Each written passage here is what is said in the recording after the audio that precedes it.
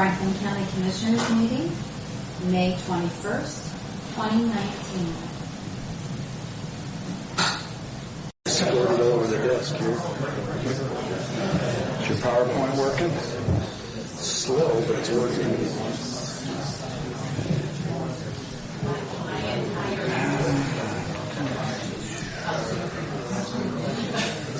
Okay, Karen. Good evening. It is 7 o'clock, and our first ever since I've been here evening meeting. We have our full board of commissioners, Mr. Johnson, our administrator, and Ms. Karen, our clerk, and we have an audience tonight. So if you would start with joining me in the pledge, please. Pledge allegiance to the flag of the United States of America and to the republic for which it stands, one nation, under God, indivisible, with liberty and justice for all. Thank you.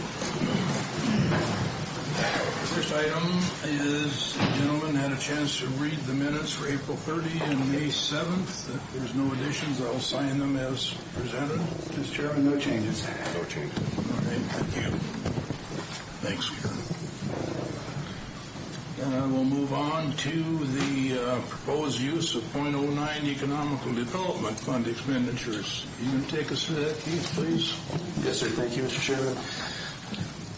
Commissioners, before you is consideration for approval of use of our .09 Economic Development Funds for some projects here in Franklin County. As you know, we receive revenues each year for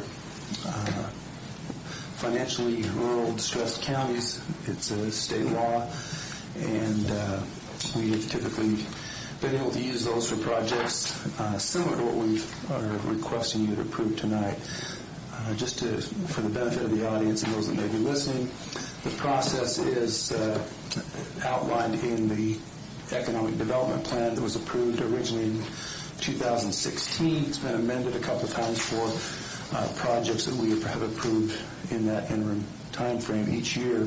We go through a request. There's a committee that's been essentially an advisory committee that's been assembled that consists of representatives from all of the cities in Franklin County, as well as TRIDEC and the Port. Both groups meet together to review the submitted proposals. They review those for consistency with the intent of the .09 funds and make recommendations to the county commissioners, but ultimately it's the commissioners here who make the final determination of whether to approve the financing of those requests. We met last month. We went through those submitted proposals. Before you tonight are the three projects that we determined best met the requirements as well as the financial expectations of that fund. And I've noted that representatives from each of the individual groups, the City of Pasco, like Steve Worley, the Public Works Director, is here, Randy Hayden from the Port of Pasco, and Carl Adrian representing TRIDEC. The three projects have been outlined in your read-ahead material. The projects are some that you've probably already been fairly familiar with. The City of Pasco is the largest one. It's a $500,000 request to add to the further development of their water reuse facility. There's a $18,000 commitment to TRIDEC. That has been similar to what they proposed in the last couple of years. It's gone up by $3,000 this year to allow for some staff time to focus on those business leads that they generate for Franklin County. Then the third project is a $10,000 request from the City of Connell to help fund efforts to bring the rail interchange project that they've been working on for a couple of years to try to get that completed and developed. They're searching for a number of different grant funds and opportunities to help finance the construction of that project. This will help them show good faith from the local community that we're supporting the project as well as trying to get that advanced. I'd probably defer to the individual members. I think Maria from the City of Connell is here. If there is specific questions that you have about any one of those particular projects, I'm sure they'd be glad to address those. But these are projects that we have seen before this board in past years. think I've been well versed on all three of them. It's been a progress of time and commitment to get these in front of us, so I have no further questions of the applicants. Keith, I have a few questions here. It states in here that we're spending funds, we're committing funds that we don't have in possession at this time, correct? Are all of this money? We have that. Yeah, we do have that. Okay, because it does say in here we are determined that it says we determined that funding all the projects would require using funds not yet received by the county. That's Board of Pasco telling us they have not received our money yet. Oh, okay. Yeah, the individual projects are looking for additional funding for. So these funds are The county possesses these funds. Okay. Yes. okay, because the question I have is on the Graywater Pond. Mm-hmm. I've brought it up at a couple different meetings, and it says in 17 we gave $500,000. Mm-hmm. We're giving another $500,000 now, and there is a lot of complaints out there about the odor. But in the goals of this sediment pond, there is nothing to address that. As far as the environmental part of it, it says that goal number 11. Environment, maintain the environmental qualities of life so that Franklin County is preferred place to work.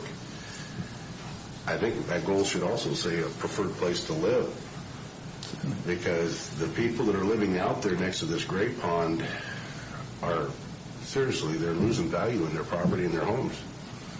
Nobody wants to move out there. And there's nothing in here addressing the odor that is coming from this pond. The only thing we're going to do is increase from 650 million gallons to 1 billion gallons of wastewater. So we're going to create a bigger problem. And I was given the information from an attorney here in town of a letter that was sent threatening lawsuit. So if we put these funds out there for this improvement and expansion, if there is litigation, are those funds going to be seized and frozen, or are we going to be able to reallocate to another project? I would suspect that the answer to that question would require a bit of legal analysis, but I'd be hard-pressed to believe that participating as a funding source would create additional liability for the county. We are not a party to the building of the facility. That would be within the city's responsibility. As I mentioned, Steve Worley, the Public Works Director, I don't want to punt to him, but he may be better equipped to respond to the specifics of odor protections and what that question might look like. I know this is for processing of foods, and I'm all for it, but not at the expense of private property owners, and that's what I'm worried about. Understood. Yes, sir. Good evening, Commissioners. My name is Steve Worley, Public Works Director for the City of Pasco, and we are the proponent for the processed water reuse facility grant request that you're speaking of. Sorry. Can you hear me? Okay. Yeah. To address the issue of the odor, yes, we have received a lot of complaints about that as well, and we are very aware of it. And part of the improvements that are being proposed at this facility is to address that very issue. We've met with some of the property owners. We've talked about it. We have identified that our solids handling process that we currently use is probably the main source of odor that is out there, and I think you referred to it as the gray pond or Graywater Pond. Mm-hmm. That's actually the pond that we store all the sediments that come out of the water from each of the processors. And you're right, it is a horrible odor smell right now. And we have a new solids handling plan that is proposed as part of the improvements for the reuse facility. And that's what this grant money would be used for, is to help improve that processing. And if it if it helps with the process, we can certainly use this Economic Development Fund money to facilitate the improvement of that process sooner rather than later. In other words, we can take that and focus it on that solids handling process immediately rather than rolling it into all the other improvements that are proposed for the reuse facility. It's a $42 million proposal to increase that. And unfortunately, over the last 25 years of using that facility, there was not any set-aside funds to help offset the cost.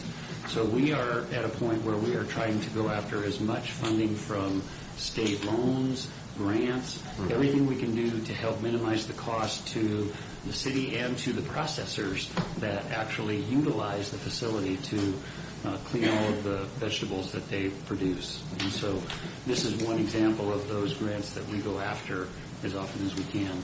But we'd be more than willing to take a look at the processing of the solids specifically with these funds if you would like us to. So, Mr. Worley, I understand from reading something several months ago that the original design for that process and the physical plant that's there now was for a set amount of wastewater effluent, and that the actual processing that's going through there is substantially more. Is that consistent with what you understand? And that that's at the root of the problem? I don't believe that's correct. We just went through a process of looking at the entire process and all of the processors that send flows to the reuse facility. And we have what we call a capital facilities plan that has been developed. It looks at all of the sizes of all of the equipment and all the ponds and all the sedimentation facilities and everything else. And it looks at the constituents and all the flows from all of the processors. So you meter all that flow? We meter all of that. And we measure. There's a design standard for how much? That is correct. And so you can get us those numbers of what the design standard was and what the actual flow is? Because it actually came from family members or property owners out there who were closely tied to developing the project when it was first done. Right. So it was probably my chief concern with this. Commissioner Didier has already touched on it, so I won't repeat it, but we don't want to make the problem worse. And if the commitment is that the first priority with the funds is to improve upon the existing problem ahead of expansion, you do both together, but that it would at least, dealing with the current odor problem would at least be an equal, if not greater, priority than the expansion. Is that all accurate? That is all accurate. Okay. Well, I appreciate that. In your proposal, you just have a mixer to help mix the pond up to get rid of the odor, or what do you have as far as an apparatus to, what are you thinking? Because I've been told over in Richland they actually put a dome over their pond, right, and it eliminated the odor. What the issue for us right now is that all of the sediment that's coming out of the water from the processors is currently being stored in the pond, no cover, no nothing, and it has been being stored in that pond for several years, as I understand it. And that, I think, is where the problem lies. How we ended up doing that process, storing all of it and not getting rid of it, I'm not sure. I would have to go back further in history and figure out where we changed that process. But what we are proposing now is to get rid of all of the sediment that's in that pond right now that's causing the odor, and then as part of the improvements to the reuse facility, create a different process where we are drying the sediment out much to a higher level that can then be disposed of on the ground. Because the issue with our permit for ecology is that we cannot take the water that's mixed with the sediment and put it on the ground for fear that it will contaminate the groundwater. So the idea is we have to dry that sediment out more than just its ability to dry out by sitting in a pond. It doesn't dry out at all.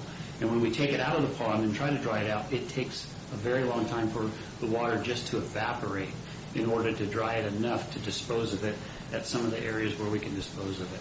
Are you planning on doing that right next to the pond? We have a process in place with the Department of Ecology to revise our solids handling plan to take sediment from the pond and put it out on drying beds at the corners of the fields. Because you know how the circles are, the corners are not utilized. And so we were proposing to put drying beds out there, take the sediment out there, let it dry, and then pick it up and dispose of it into the fields. That proposal has not been approved by Ecology as of yet. However, we are exploring other options to be able to get rid of that sediment sooner rather than later. And in composting, if you don't stir that pile, it'll actually create a worse smell. Are you aware of that? You're going to stir these piles then, or you're going to have the apparatus to stir them to get them to dry quicker? With the drying beds, yes, that's part of it. It's the same process that we use at our wastewater treatment plant, where we take the sludge and we spread it all out on concrete pads, and then we take a loader and we pick it up and we spread it out again and we turn it with the idea of it continuing to turn and evaporate, and then eventually the water content is low enough that we can pick it up and have it hauled off and disposed of at a landfill. And so did I understand that you were saying that the odor is coming from these solids that are drying? No, I said right now the odor is coming from the pond. The pond is filled with water and sand and silt. Okay, so do you have enough acreage that you can apply this to within Ecology's limits, or is there an insufficient acreage? I'm trying to understand why you have this retention water that's creating odor as opposed to putting it on the field. Right now, like I said, the material that's in the ponds now is so saturated with water that we have to dry it out with the way that Ecology requires us to be able to put it on the fields, on our current permit and on the current fields that we have. Let me try another way. Why aren't you drawing that water off of that pond and putting it on the fields? Even if we drew the water off on the top of it, the water would still be within the sand, and it would be like a sludge mixture. And so what you have to do with sludge is you have to pick it up and get it out of there, get it spread out, and let it air dry. And we have not got the drying fields or the drying beds set up yet to do that. We're waiting for Ecology to approve our recommended change to our solids handling plan for the reuse facility. And so those drying beds, in your opinion, wouldn't add to the odor problem? Well, I don't think so, because if we can get and spread that stuff out farther away from where the reuse facility is, out in the middle of the farm fields, we think that'll help dissipate anything. And by the fact that the material is being aerated, it's no different than any other either reuse facility or wastewater treatment plant. There will be odor, but I don't believe it'll be the same, because right now that water and that material is sitting in the pond just stagnant, just sitting there. And that's the problem, and that's what we need to take care of. How big is that pond, the physical dimensions, perimeter, length, width? I don't know the size of it. I can tell you that the quantity of it is 5 million gallons, but I don't know the dimensions of it. It's not a terribly large pond. It's the smallest of the 4 ponds that are up there. It's a very small pond. And unfortunately, part of the problem right now is that the pond is full. We have not done a good job of getting rid of that material, and now it has come to a point where we have no choice, but we have to figure out a way to get rid of it, not only because of the odor, but because we have no other place to put the sediment that we continue to receive from all the processors. Yeah, so I'm a little curious. I once worked on projects to create methane to run a power plant that came off of dairy waste that was washed into a lagoon. And even that process didn't have this kind of odor, and it's the kind of wet sludge you're talking about. So, and that was some cow waste. That wasn't just vegetables. Yeah. So, but this lagoon sounds like it's small enough that covering it might be a realistic option if the other plans don't prevail, don't work. Is that in your list of possibilities if your other options don't pan out? It isn't right now, only because the plan that we have for the improvements to the reuse facility is to improve the drying of the solids as they come out of the flow stream. So in other words, they have this thing called a belt compressor, where the material sludge goes into a belt and it compresses the water out of it, so that by the time it's through the press, it is a much drier, solid material. It's a separator. Yeah, it is. And that's what we lack right now at the reuse facility. And so the improvements that we're proposing with this $42 million that improvement that we're planning to do is to improve that entire process and do it much better than the way this particular facility was designed 25 years ago. Is your pond lined? Yes. So how are you going to remove this material without ripping the liner? Very carefully. A lot of times what they've tried to do before, and we tried this once apparently, and we got in trouble by ecology, is we used a dredge pump and we put it into the pond and we pumped the material out onto the ground right next to the reuse facility. And because we didn't have approval from ecology ahead of time, we got in trouble for it. And because of the fact that they are very considerate of the water that goes into the ground from this facility. And so we have addressed that with them, we have met with them, and we have submitted a revised plan to them to be able to take care of these solids. But that will take a while. And so we have in our capital facilities plan for this facility to get rid of the pond, the sediment in that pond, because we need the area where the pond is for part of the improvements that are proposed. We have a completely different solids handling process, the belt press that I was talking with you about. That belt press apparatus will go where the pond is right now. So the idea of putting a cover over it now would be a little bit of a waste, just in that it will eventually have to come out because we're going to be using a different process with the improvements to the facility.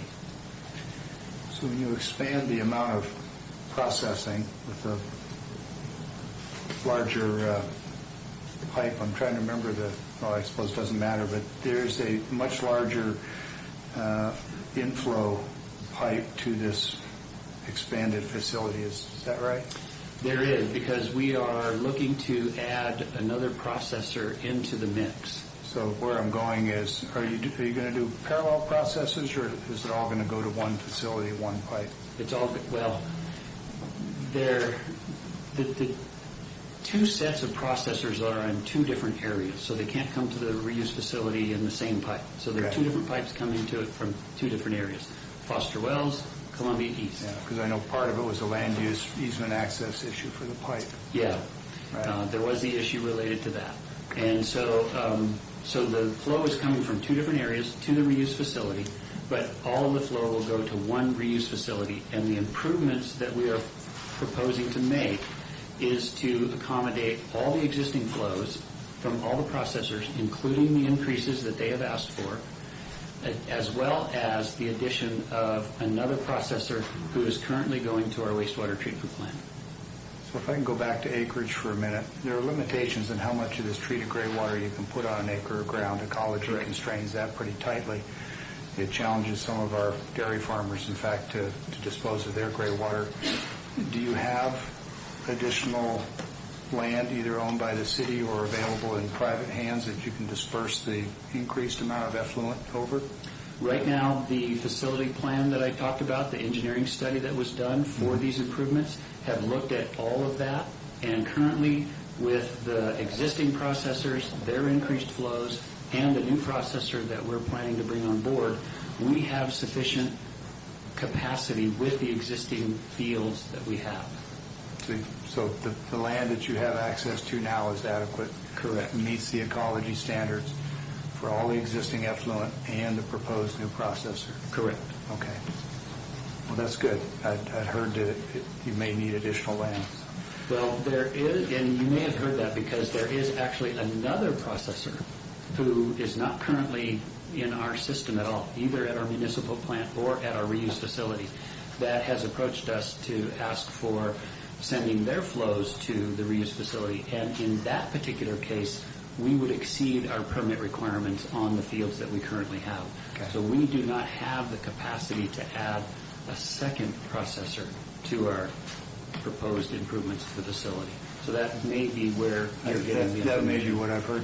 So you've been clear about the fact that you think that most of the odor problem is coming off of the pond, the sediment pond. And if you were to just throw an approximation at that, would you say it's 90% of the odor problem, half the odor problem? You're an engineer, so I know you like numbers. Well, yeah, except I'm not an odor guy. Well, I think tonight you are. You know, we obviously have very large storage ponds out there as well. We have 150 million gallons of storage that we take flows from all the processors during the winter, and we can't put that water on the fields during the winter. So, Right. Are they contributing to the odor problem? I imagine they are. We pump that water out of the ponds early in the spring when we start the system up and the growing season starts, and we put that water out on the fields right away. And those ponds were part of the original design? I think they were, but there's something in the back of my mind that says that that facility was expanded somewhere along the way. Well, see, that's where I was going to earlier, is because the source that I've been talking with is pretty well acquainted. It's a landowner and a family in the vicinity out there, and it was explained to me that the original design was of a certain size, but expansion and storage has added to the odor problem, and so it's exceeded its original design parameters. And I think you've actually just confirmed that. Well, we have to be a little careful just in that. I'm not talking about processing capacity. I'm talking about effluent and odor.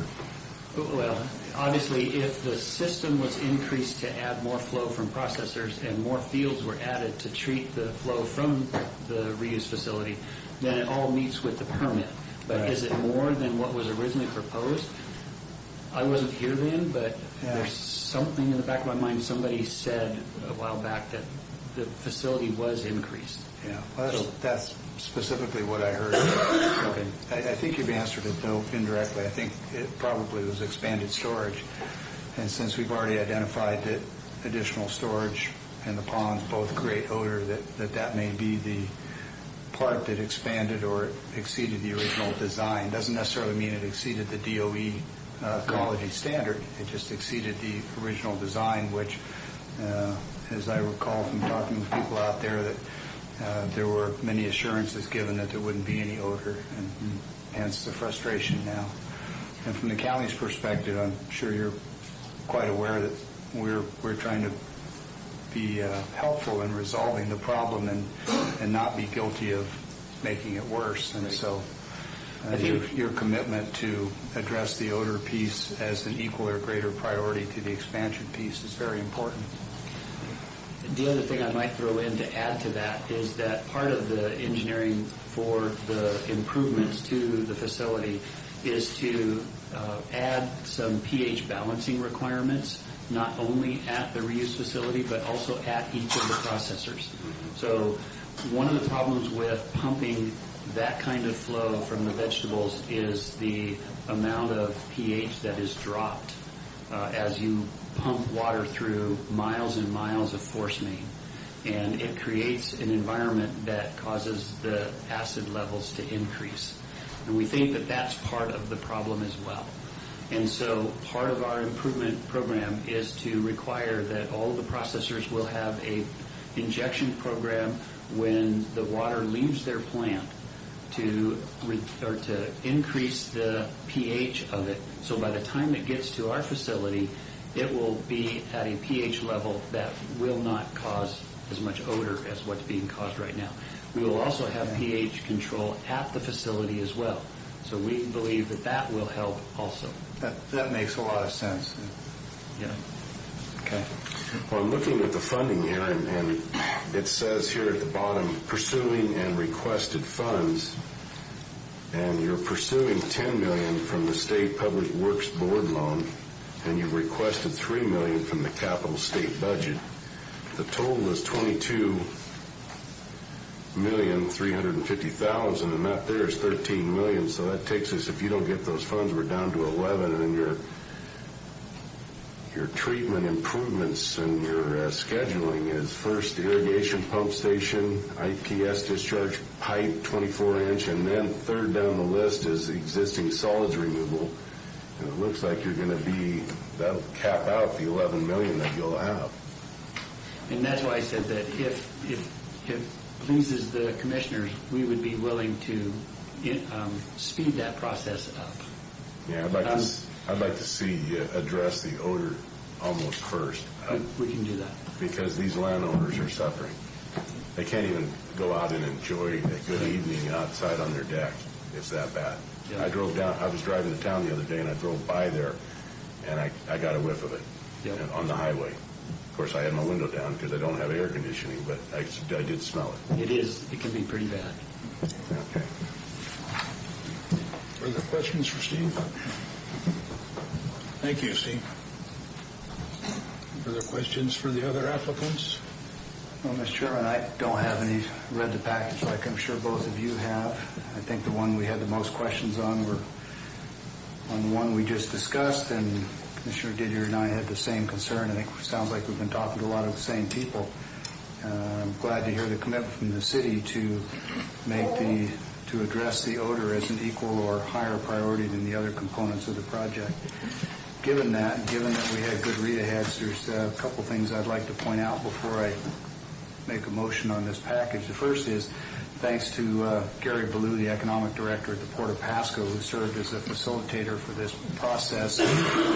Got all the interested parties around a table, and although I wasn't there, I heard good feedback. There was a good discussion, and this is exactly how these funds are intended by the legislature for us to use. And the fact that it's not just the three of us sitting up here and picking and choosing projects where these funds go is a good thing. We need real experts around the table like Mr. Worley and the other representatives from the other projects.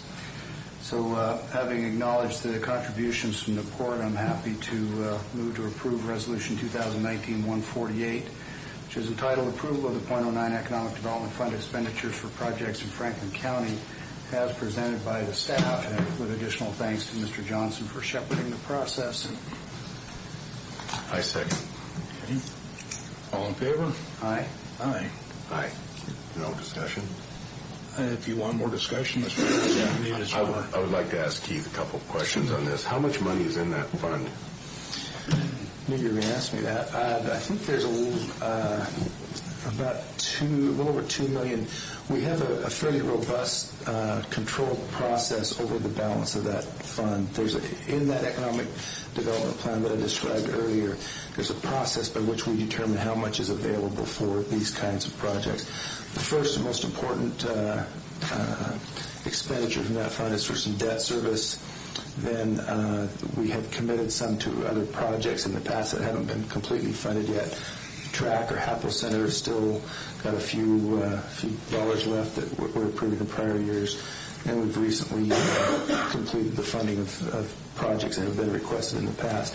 But we also want to maintain there's two parts of the fund balance that we maintain and preserve in perpetuity. One is about half of our debt service. The debt service each year is, I think, around a little over $700,000.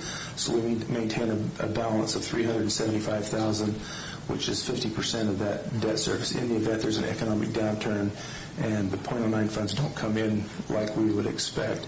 We want to make sure that we can still meet our debt service requirements. And the other piece is a $1 million fund balance that we reserve for emerging projects that we may not have time to wait until the spring when the committee meets to review projects. From time to time, we'll get a request, maybe later in the fall, that is of a significant economic development opportunity, and we want to make sure that we have some funds available to consider those kinds of things should they come up. So we maintain a very healthy fund balance in that account to make sure that we've received the cash, we have it in the bank before we commit to expending it. Second question, how did we advertise? As Commissioner Peck pointed out, Gary Ballou from the Port, the Economic Development Director, he kind of stewards this, but we send a notice out to all of the potential participants, each of the cities within Franklin County as well as the Port and Tridec, and recommend that they put together any proposals for economic development activities that they have. They prepare a written proposal, submit it to that committee. The committee then reviews those, and then after they've had a chance to review them, they meet together to have a discussion, and then based on the outcome, it's essentially a vote, but it's really an advisory vote or a recommendation that we move forward with those to final approval for the board. Okay, that was it. Thank you. So, Mr. Johnson, you made reference to debt service. Just for clarity, I don't know if it's well known, but .09 funds have been used over the years to finance projects at the track. And as those bonds are paid off, additional .09 funds and additional .09 capacity becomes available. So the funding stream for .09 funds going forward is only looking brighter due to two things: the growth in the economy, the population, and the sales tax collections, and also the retirement over the next few years of additional track bonds. So, Correct. So the account is healthy now and due to be even more healthy in a few years. So it's the funds are being used the way the legislature intended, and it's kind of a blessing for the county to have these. Not every county gets .09 funds. That's correct. Yeah, you hit on a good point there also, Commissioner, that the legislators have the key to this project, and they've talked in the past about pulling this project, Right. putting a sunset on it. So it's we have to be aware of that also. Yeah, current legislation does have an ending date, but right now it's fairly stable for the foreseeable future at least. Yeah. When is the ending date? I think it's 2032. Well, that's a ways off. Out there for Wales, but the legislator could change that tomorrow. It's 25 years from 2009, I believe. So. And I'll just note that if you bonded against a project, then they aren't able to sunset it. It has to at least run the life of those bonds. So it is a classic government use it or lose it. In this case, at least where Franklin County is concerned, I want us to make sure we tie up that money so they can't pull it. Yeah. We'll carry on to a scheduled public hearing, but both the appellate, Mr. Olson, and the applicant, the Pardinis, have requested that the hearing scheduled for this evening be postponed for 2 weeks to allow both parties an opportunity to continue working towards a resolution of this issue. Therefore, as requested, this agenda item is hereby postponed to the June 4th, 2019 regular scheduled Board of County Commissioners meeting. So item... Point of clarification, Mr. Chairman, is that a motion that you're making? Yeah, it would be a motion to move it from this date. Correct, I'm sorry. I'll second. Yeah, it's Resolution 2019-126. No, that wouldn't be right. That would be the short plat resolution. So I don't know what. We can assign a motion number. Excuse me.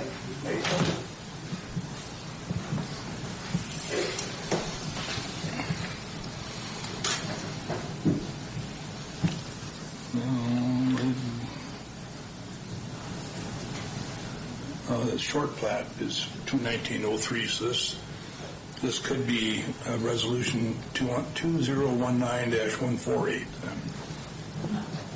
No? It's this one right here. Oh, I was one line covered. 2019-126. Yeah, the number covered up. Appreciate the clarification. Second still stands. All in favor? Aye. Aye. All right. Also, the discussion on the historical funds is going to be pulled tonight for... Excuse me. I'm sorry to interrupt you. Sure. The item that we maybe requested polling was number 1 on the consent agenda. We still wanted to hold the discussion on the historical funds. Oh, okay. Yeah. Yeah. Got it. Sorry. So we still want the discussion on the historical funds. And Keith? Yeah, I'll get this started. We have, over the period of the last few years, from time to time received requests from different groups in the community. You're, I think, pretty much aware of those projects that we have funded through historical funds. The way that money is received is there is a recording fee that's charged anytime somebody records something in the auditor's office that is set aside specifically to be used for historical preservation purposes.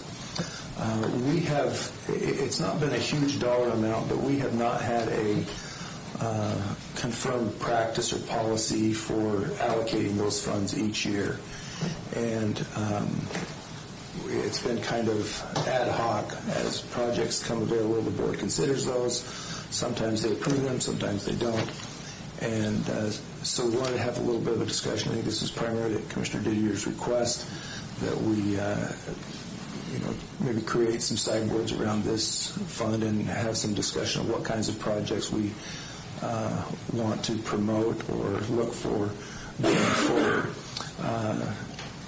There has been a fairly substantial effort from Maisie Stein in the auditor's office to put together some information and history of how we have used our funds, as well as look to another county. They've did some research with Benton County and to follow their process.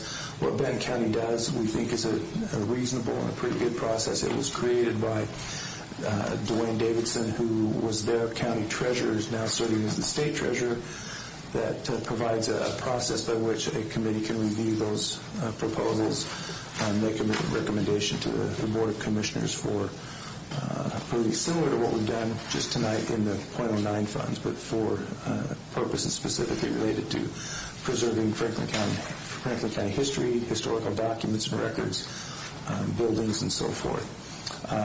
In the audience tonight is Dick Sherman, who is the Executive Director of the Historical Society.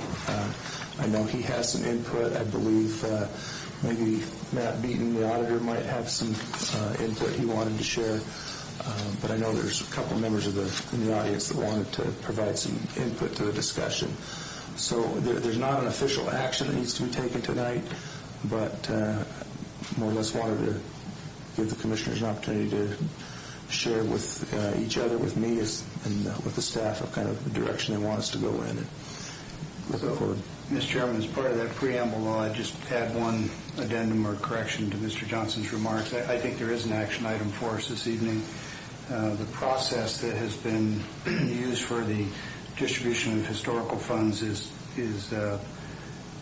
consistent with state law, but not as arm's length, and probably should be handled much more like we handle the process in Human Services, where we distribute state funds for various community service programs, or like the .09 that Mr. Johnson just referred to. And I know we've all looked at the Benton County model that was developed by Dwayne Davidson, and so I think the action item for us this evening probably is to decide whether or not we think that's a good model for Franklin County. I think it is, and I'd like to see the board give direction to staff this evening to take the Benton County model, polish it if and as needed to adopt it for Franklin County and adopt it as our own. So I'd offer that as a recommendation, not a motion, because it's a little premature, but once we've had some discussion, I'd like to see us go that direction.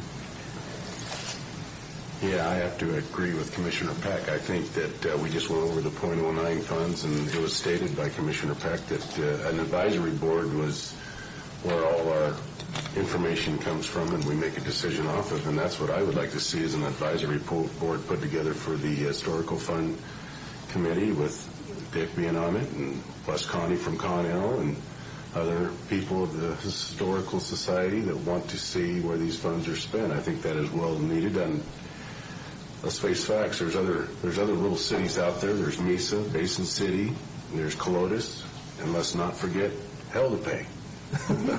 That's where I'm from. Eltopia was once called Hell-to-Pay, and it was called Hell-to-Pay for a reason. I think it'd be a great place to put a museum. There's some old buildings out there that we could refurbish. So I think this is something that could really be looked at, and I think history is important. If we don't pay attention and learn from history, we'll repeat history. So I tell you what, there's a lot to be learned from, and being that Franklin County was predominantly agricultural in the day, and a place for people to come here and to etch a farm out of a desert with some water from Grand Coulee, I think that there's a lot to be learned from this area. So, thank you. I just note that some of them were etching water out of the Columbia as early as 1908 in my yard. So I fully support the I'm sorry, go ahead. Honestly, I fully support the path forward with putting together an advisory team And you can say the little cities or little towns, whatever you want to call them, villages, kind of get forgotten about. They also have historical buildings and stuff they need to be kept up with. So I was just going to offer that it's clear that we have a majority, and now it's unanimous, so it sounds like direction for staff to... I think I have what I need, Mr. Chairman. I know it's not my prerogative, but I think Dick Sherman might add some context and flavor. He's much more experienced with Franklin County history than I am, and I've enjoyed working with him, and I think we have a good relationship, and I know he intends to help partner with us to make this a great process going forward. Thank you, Commissioners and Administrator Keith, for being advocates of historic preservation. First off, Commissioner Cook, I want to point out that rural communities are not forgotten at the Franklin County Museum. And this summer, we're highlighting what's called Jewels in the Crown, and we're taking that name from these beautiful stained glass windows and dome here, where each of those communities, as you well know, you pass it every day, is identified in the top of the building. So we've named every rural community, including a couple that aren't populated, like Ringgold, as a jewel in the crown, and we're showcasing that important story. I'm here tonight with Marilyn Baker, a longtime Educational Service District Superintendent, and Laura Hastings, the President of our society, and I'm grateful that everybody else showed up for historic preservation tonight. It's a great topic. It's a meaning-making topic. That's actually why I left last week, when you kindly had me say a word about the importance of preservation, going to a high school senior series of senior theses presentations, and I was so moved that these kids articulated clearly the aspect of meaning-making in their life for heritage. So I know there are a lot of demands on your time and limited resources. We commend you for a regularizing process so we can help promote this in greater ways. In my tenure there, just the last 2 years, I know we've been a recipient of funds, and we're deeply grateful for that. We can account for every penny. You can see the incredible work that's happened there under our archivist direction. And I think I may have shared with you earlier, we just inherited a massive collection, the Washington State Heritage Railroad Archive and Library. So if you want to help move books, let me know. I'm taking volunteers. And I just filled a couple of railroad cars with this stuff, and we're working hard to make room for it and to find ways to interpret and share it with the public. So thanks again for your support in this. If there's any way we can partner with you to help move this process along, we're delighted to serve, and we commend you for your public service. Thank you. As long as you're with us, would you mind just giving us a brief recap of the recent Dinner Under the Dome and the fundraising? I'm not sure everybody is aware that happens, and we don't, as a habit, do events, if you will, in the courthouse, but because of the Historical Society's support of the restoration of this building, because of the dome and the jewels in the crown, I think it'd be good for just audience awareness. Thanks, Commissioner Peck. Yes, we exist largely at the support of our membership and grants such as are made available through you, and our chief fundraiser has been an annual Dinner Under the Dome event that we have here. Last year we had to crowd out Demeter there in the middle of the statue to make room for a good crowd, and through that we had we raised, I'd have to check the numbers for sure, Commissioner Peck, but close to $10,000, which is a huge part. We operate on an extremely thin budget. We have a small army of volunteers that make this happen. They all come together for Dinner Under the Dome, and we bring a guest speaker in to talk about the significance of the work, and we'll be back in touch with you wanting to schedule that here coming again, because, again, we depend on these kinds of endeavors. Just this week, we're meeting on having the first annual Franklin County Film Festival Book Fair and Book Festival in connection with the WSU Tri-Cities. And we have a series of those events, so every month we have something like that to follow up through the good programs like Dinner Under the Dome make possible. Well, Keith, one last thing is I went and talked to Treasurer Kelzer today, and she'd be willing to lead like Dwayne did in Kennewick and help make this advisory committee successful in their vetting and giving us the information that we need to make decisions on funds. Very good. All right. Thank you. Thank you, Dick. Okay. Anything further on that? No. I think we're on to discussion of the boundaries.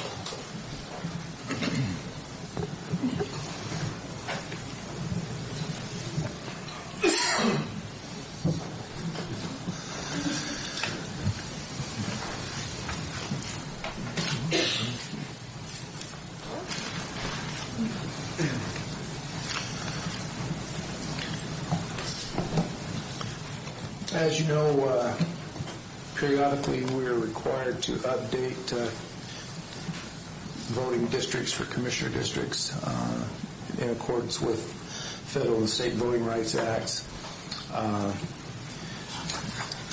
Again, this was a request from the commissioners to have a discussion about kind of the process going forward with redistricting. It's been, I believe, 7 years since 2012 or 2014 was the last time we.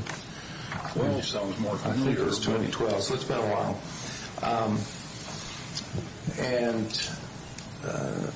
I don't think the commissioners are at all unaware of where their district boundaries lie and where the growth in Franklin County is occurring. Clearly, the numbers reflect the significant growth in District Number 3, not quite as much growth in 1 and 2. And so we need to develop a plan or a process by which we reallocate precincts to make sure that those are within a margin that's acceptable under the Voting Rights Act. There is, to my knowledge, not a hard and fast number that they have to be within a certain percentage, but the courts will start taking a pretty negative look of variations outside of about 10%. And so we need to work towards it. Not a necessity. Let me speak to that, because the statute is pretty plain. It says that the 3 districts shall be divided as evenly as possible. Right. And with today's computers and precinct counts, it is possible to make them almost precisely. I think the 10% you're referring to has been a historical practice in the county where if and when it ever got somewhere in the 5 to 10% range, we got nervous and we never wanted it to get to 10 because we knew that was clearly well outside of as evenly as possible. We're currently approaching 15%. I think we're about 14.5 or something like that. So just wanted some clarity on that because the standard is actually quite strict. Keith, on that difference of population, is that difference from the medium or is it from the high or the low? From the high to the low, or is it from the medium of the 3? Because the medium of the 3, according to the 17 population of Franklin County, is 30,111. And on my math, right now, the ones that are out the most is Commissioner Cook and myself. We're at 9% of the medium, and the other is 6 and 4% out. We're not even over 10. But I think we need to tighten them up with the idea that Area 3 is going to continue to grow. Yeah, the District 3. The numbers between 2017 and 2018 changed significantly.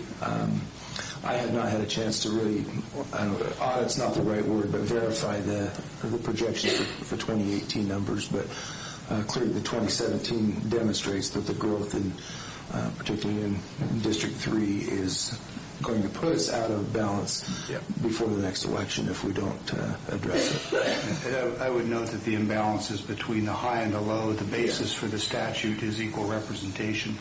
And so regardless of what the middle district is, the representational difference or delta between the smallest and the largest is the concern. So whether it's 8 or 9 or 10 or 14 really is immaterial. We're well outside the guidance of the statute. And I agree with Commissioner Didier that District 3, which is shown in blue up there, is clearly the one that has had the most growth, and most of it has been in the north-central part of Pasco, which, not to predetermine anything on the changes to the urban growth boundary, but I think a logical person would figure that at least some portion of that north-central part is going to see increased development potential. So the problem we've seen is only going to get worse. So there's obviously going to have to be some adjustment there. And Keith, with the map presented to us here tonight, I don't think we want to vary from that map. I think we can move the precincts within this around the city and going north, maybe crossing 82 to District 3, but we can even our numbers up with minimal movement. I've already looked at the map, and according to 17, one precinct would go to Bob Cook, and according to the numbers, there would be 6 that would go to Commissioner Peck, and we would be within hundreds of each other. That's how easy it could be. But I know the numbers have changed, and so they will. And I asked for these numbers. I have not gotten them yet. They couldn't get them to me today. They said they could possibly before the meeting, but I never received them, and they said that they just don't have them yet. So I would note that the governor signed a new law last July, the Voting Rights Act for the state of Washington. And if you follow this issue closely as I do, it changed the landscape considerably.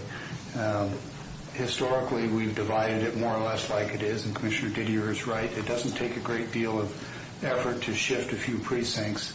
But the statute currently and for many years has said you can't redistrict more than every 4 years. We're already past that hurdle. But it also says that the boundaries should follow established, and I'm not quoting here, I'm paraphrasing, but established geopolitical and geographic boundaries, presumably so that people can keep track of what district they're in. And we're actually fairly good in that respect. We use things like 20th Avenue or 395, 182. It's not exact, but it's fairly good, and you can see 395 divides. But what changed in the Voting Rights Act, as I read it, is the potential for voters to be disenfranchised. And I'm not an attorney, but I've consulted with attorneys, and it suggests that the opportunity for someone to lodge an action with the county claiming that they've been disenfranchised requires nothing more than showing up at the court and saying, I feel like I've been disenfranchised. And it opens up a whole new process that we've not had until, well, less than a year ago now. And what it speaks to is whether or not you've got, I'll call it homogeneity in your districts. Do you have a really fractured socio-demographic in a district like, say, District 2, where you've got everything from dryland wheat in the north to a large part of our high-density, statistically more Hispanic population in the eastern part of Pasco? And are you able to, and if you are, you should, draw boundaries that more accurately encapsulate like demographics and socioeconomics? And that's what our districts don't do. And under the new Voting Rights Act, it makes us susceptible to challenge. I'll just say on the record, I predict that's coming. It isn't if, it's when. Now, the degree to which we want to address this is up to the board. Last year, in anticipation of the government signing that, or the governor signing that bill, I think I was probably 60 days in advance of that, I proposed a change in district boundaries that would have kept all of our then commissioners in district. It would have complied with the Voting Rights Act. And now, today, as we talk about heading into this process, I want to ask my fellow commissioners and anyone else interested, before we get into serious debate on this, read the Voting Rights Act, get legal counsel, and then come to the meeting fully prepared to, and maybe you already have, I don't want to suppose you have, but come to the meeting prepared to address that piece, because that's the one that I predict will get us in trouble. And I see Jeffrey nodding. I know he's read it carefully.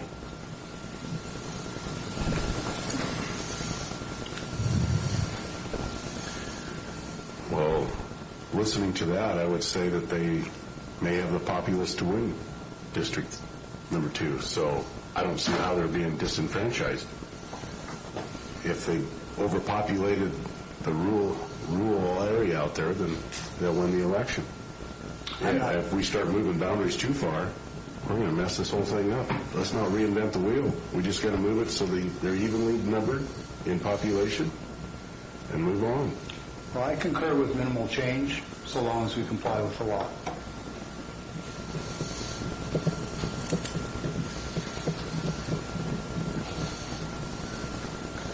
So this is coming up soon, because we do have, this is going to have to be done after the census within, I believe it said 6 months, correct? I thought we had longer than that after the census. You won't get any census back until 2020. Yeah. Yeah. Yeah, it really needs to be done in advance of the next election. We're already, in my opinion at least, grossly out of compliance with the state statute. But I don't think that's a justification for us to run off and do something quickly. We need to do this thoughtfully, but I would just ask that everybody involved in the process get a hold of the Voting Rights Act, understand it, and come to the table with that in mind, because like it or not, and whether we think a group is disenfranchised or not, it is a risk management issue for the county, and if we're going to make this decision, we need to have the current law in mind. I did read that, and it says that we got to give 10 days notice of the meeting so that people can attend that are interested in it. So there's a lot there to play out, and we have to, if we're going to get on it, we have to advertise, and we have to make sure everybody's here that wants to participate. I'm perfectly comfortable making the legal requirements for advertising and public notice and so forth. What I guess I'm asking for is advice on process. Do you want me to prepare drafted maps with the staff, or do you have ideas that you want to do that in a group setting, in a board meeting where proposals are offered? Just kind of looking for some guidance on how you would like the process to go. Like I say, I was not here the last time you did it, so. We haven't got current numbers at this point, doesn't sound like, so until we get current numbers to work with that we're sure of, see if we can, like you say, move a precinct here or there. So my preference would be that you lead that process, Keith. You're beholden to all three commissioners. This doesn't affect the districts of other electeds except those who either have run or are intending to run for one of these seats, in which case they obviously need to recuse themselves from the process. IS works for you. They are the holder of the GIS data and the numbers, so I think you're the right person to guide that process, and I trust your judgment with respect to whom you bring in to assist with that administration. Agreed. And you brought up at the previous meeting that there's a new state law as far as who is in charge of this redistricting? No, there is not such a new law. There's a new law that says an auditor may participate. It doesn't give authority, and I actually discussed this with legislators in Olympia when the bill was pending, that the auditor may do it, but there's no compulsion there, there's no requirement, and it's not the auditor's prerogative, it's this board's prerogative to decide who does it. And the auditor he's the one that's responsible it's GIS is responsible for the numbers? Or IS? Or the auditor's office? Who is it? GIS puts the information together. They don't own the data per se. That's coming from the state. Okay. I think it'd be very well that we had the majority of the people that are making the decision that are involved in this, that are put in position to make this decision, play part in it. I think it's clear that there needs to be a transparent, open process where people can weigh in on it and understand what's being done. Okay. All right. We'll wait for those new numbers. Okay. We'll move on to this first opportunity of the meeting for public comment. public comment sign-up sheet. We have 3 people that would like to speak. The first one on the list is Jeffrey Robinson. And keep it to 3 minutes to begin, please. And Mr. Chairman, if you permit me just a brief moment. There is a common misconception in municipal governments across the state. I've seen this in many counties. I've even seen it in state government offices. But when there's an opportunity for public comment and people come up to testify, oftentimes they're asked to give their name and their address. And I take personal offense to that because there's nothing in statute that requires a person to do that.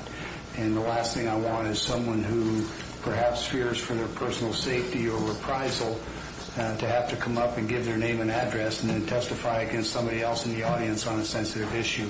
So you do not have to give your name and audience address. If you wish to, please feel free. I would simply ask as a favor if you'd let us know whether or not you're a Franklin County resident. Well, I'm not going to give you my address. I suspect that you know where you live. Yeah, I know. Yeah. But I will tell you that I live in Franklin County. I'm in Brad Peck's district. I've been gone for 3 months. As you remind me often. I know, because I can't. I have been gone for 3 months. You fellas have been busy. One of the things that I apparently missed was a rather spirited discussion over pay raises for our law enforcement officials. And so I thought I'd come today because I know I'm going to shock some people, but I actually came to defend one of the 3 commissioners whom I felt is being unfairly criticized for remarks he made about the pay raises. At the last meeting, one of the commissioners talked about how we have courthouse staff that have not received a raise in quite some time. He made a point about how the staff of Franklin County are not receiving livable wages. I felt like that was a very fair point that he was making. I think that so far it has been spun into saying that he's anti-law enforcement. Now, as we all know, because we all know which commissioner I'm talking about, we have a lot of disagreements, don't we? A lot of them. But the fact of the matter is having a moral conscience in civic government, being a good person, being a proud American means that whether you like somebody or not in their political beliefs, you defend them when they're being mistreated. And I have to be honest with you, some of the debate that I heard, especially that I've seen carried out on social media towards this commissioner, does equate to bullying. At no point did he say he was anti-law enforcement. At no point did this commissioner, at any point in his entire public life, express an anti-law enforcement stance. What he was doing, clearly when you look at the minutes, when you actually listen to what he was saying, was raising a serious point about how other staff are treated in the county. Now, if you're going to land on somebody and we're going to tell somebody that they're not good at their job, let's be very clear and let's be very precise in what they are doing wrong. Raising an ethical point does not make someone anti-law enforcement, especially when you know they have a long career of being very supportive of it. So to that particular commissioner, I would like to apologize for the criticism you have received. It is unfair. You don't deserve it. There are plenty of other things we can fight about later, and I'm sorry you have to go through that. So there. I know, my heart's racing. That was a shock for me, too. Well, I just want you to know I majored in law enforcement. See, I don't know that about you, Clint. We gotta get a drink sometime, but you don't drink. You don't drink, Clint. You remind me of that. Grape juice sodas. And the sheriff's not here for this. That's the real shame. I know, right? Yeah. Maybe somebody could call him. Matthew. My name is Matthew Morrell, and I do reside in Franklin County. I'm going to give you guys some paperwork here real quick. Sure. Thanks. Thank you, sir. Thanks, Matthew. I was not able to be at the 9 o'clock meeting that you guys had last Tuesday for the moratorium you guys put on hemp. I don't know exactly why you guys did it. I'm here to kind of defend it. I have already spent quite a bit of money to go ahead and grow in the state of Washington and in Franklin County. I moved to, to grow hemp? To grow hemp, yes. But you haven't actually started growing. No, I already have stuff in the greenhouse. So I've already purchased the seed, and I've already purchased the ground, rented the ground to be able to do so. So at this point... But you haven't actually started growing. It's in the greenhouse, so yeah, I have technically started growing. So it's not actually planted in the soil under the pivot that it's going to be in. Okay. But I've spent $900 an acre for land rent, and I've spent another $2,500 an acre for seed. So by the time I'm all done and everything's ready to go, I'll be roughly $10,000 an acre into my growing season before I even get really going into the growing season, which is a lot of money for somebody like me, and it hurts my farm drastically if I have to eat all that cash that I've already put out. I am self-funded. I don't have a bank behind me. So any money that I put out is straight out of my pocket. I've been farming in Oregon for industrial hemp for the last 2 years, and I just moved all that up here because the state of Washington on April 26th opened up industrial hemp for us. The governor signed the new laws and regulations. WSDA went ahead and released those and made everything finalized on May 1st with the new laws and regulations for the industrial hemp program, changing it from what they implemented in 2016 to what they're doing now. So we've been able to grow industrial hemp in the state of Washington and Franklin County since 2016. And I've grown it up here for seed and for grain and also for fiber. Excuse me, were you growing that under a state-sanctioned research project or just privately? That was the state-sanctioned WSDA and WSU program that they have. Because the previous law was that you could grow it under a sanctioned research project or program, and the new law passed this year is what changed that. So when you said you've been growing since 16, I just want to differentiate whether you were growing it as a commodity or under research, and you've answered that, so thank you.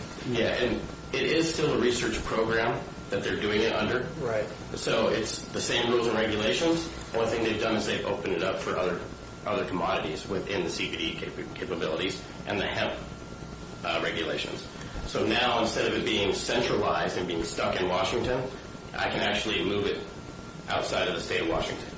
It's much easier for me to actually grow and make money and do something decent with this crop. And I use every aspect of this crop. I use the flower, I use the stalk, and I use the root ball. If I'm growing for grain, I use the grain, I use the flower, I use the stalk, and I use the root ball. Everything gets harvested out of it. And on average, I use 14 inches of water a year to grow this, instead of potatoes, 43 inches of water, alfalfa, 33 inches of water, corn, you get anywhere from 33 to 40, depending on who's watering it. So I'm utilizing this as a second crop for a lot of the farmers around here. And if I'm paying rent, I'm paying spud rent for a second crop. So I'm paying anywhere from $800 to $1,000 an acre after they've taken Timothy off, or peas, or first cutting of alfalfa, or something of that nature. So it's very lucrative for the farmers around here as well. So, I mean, it's a wonderful crop. It doesn't have anything bad in it. It does not have the THC levels in it that marijuana does. It's a wonderful thing. We can do lots of things with. We can make hemp twine out of it, which is something that I desperately want to do here in Franklin County, so we can start shipping it up to the Yakima Valley. That's a $25 million a year market that the hops guys are paying, and it's getting sent over to Vietnam or England or somewhere of that nature. I think, well, I suspect that the three of us know a fair amount about industrial hemp, but likely not as much as you do. And I'm just going to kind of take a flyer and say I think there's a lot of support in the board for it. And now I'll just speak for myself. The moratorium grew out of lessons learned with marijuana and with other land use issues, that until the state publishes their implementation rules, typically under the Washington Administrative Code, under the WAC, we don't necessarily know how the legislature's intent will be interpreted. And so by placing a moratorium for 6 months, it gives us time to see what the state actually publishes for final rules. And I know you alluded to them already putting rules out, but there is a comment period too, and rules can and do change. And what my support for the moratorium was based on the fact that I want to see what the state implementation rules are, so that we don't go and create a set of rules in Franklin County to either run afoul of those state rules or handicap growers in our county because we didn't foresee what they were going to do. There's also some other issues having to do with the potential for odor and for pollination effects between hemp and marijuana. Fortunately, we're not growing marijuana here in Franklin County, in my opinion. That's fortunate. It opens the door for hemp because you don't have that kind of automatic collateral impact, the sterilization and cross-pollination. But it still leaves open questions like what happens if you're growing a large amount of hemp on a county border next to a county that does have marijuana, and who's liable? Is it the grower that neutralizes a marijuana crop across the county border? Is it the county that's liable? If there's odors, and there are odors just like there were in Benton County with the uproar over marijuana, those are some of the kinds of issues that we need to sort out. I'll tell you that personally, I like the idea of industrial hemp. I think it's a potential market for us. I worry about other counties saying you can't run it through their county because of pollination concerns. I don't know whether when it's dried and baled, whether you still have those issues. Can you put it next to people who have large colonies of bees that they're storing and pollinate? There's just a raft of issues there that at least I personally don't feel like I have enough answers to yet to help craft a set of rules. But I do support the industry, and I'm hopeful that we can work all that out, and then by zoning, create sufficient separation that we can eliminate or at least minimize these kinds of conflicts. The rules and regulations I gave you are very specific on the marijuana rules and regulations, and it says in there that no county, no government agency can tell you that you cannot plant next to a marijuana grow. They are non-federal legalized, so they get thrown out the door. Plain and simple. That's paraphrasing it, of course. You're talking about Substitute Senate Bill 5276? Correct. Okay. And then that also drops into the new WSDA rules and regulations that they just put in. So they allude to that as well. And the WSDA and the USDA are the ones that are going to be working together to give us our rules and regulations for it. Right. And hence the moratorium, which says, in effect, its purpose is, let's find out what the landscape is. Let's find out what the rules are, so that we can build a program that supports ag, because we are a right-to-farm county, but at the same time doesn't bring undue liability on us and doesn't unintentionally close doors for growers. So my question for you would be, if we've been able to grow since 2016, we're still following the same research guidelines, it's still the same application and the same everything else, why can't I grow this year? Do you know that the state is not going to implement new rules under the Washington Administrative Code for this statute? Well, then how is WSDA going to enforce or be able to do any licensing or anything else then? They would have to. Well, they would have to set new rules, right? Then the WSDA already has everything in place and it's been signed by the governor. So how can we bypass that? So when a bill gets passed, it represents legislative intent. And then it says in there that they would be enacted immediately per the state bill.